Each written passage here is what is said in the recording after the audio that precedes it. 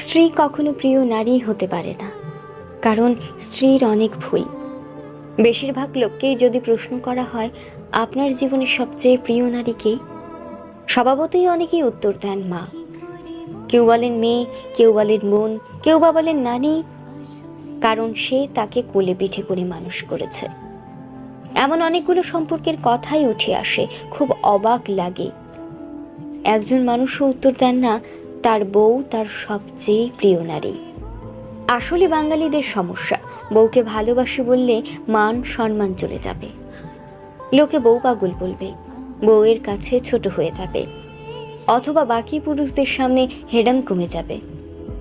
এমন একজন মানুষও কি নেই যার হাসপাতালে বেডের পাশে নির্ঘুম রাত কাটিয়েছে তার স্ত্রী, অথবা একসাথে জীবনের যুদ্ধটা করবে বলে বাবার বাড়ির অভিজাত্যকে দূরে রেখে স্বল্প বেতনের ছেলেটার হাত ধরে বাবার বাড়িটা ছেড়ে এসেছে।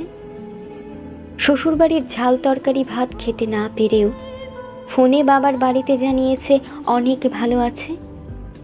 নাকি নিজের বিছানা, মায়ের রান্না, জন্মের পরের বাড়িটা সব ফেলে আসা অনেক সহজ, যার কারণে বউ কখনো প্রিয় নারী হবার যোগ্যতা রাখে না।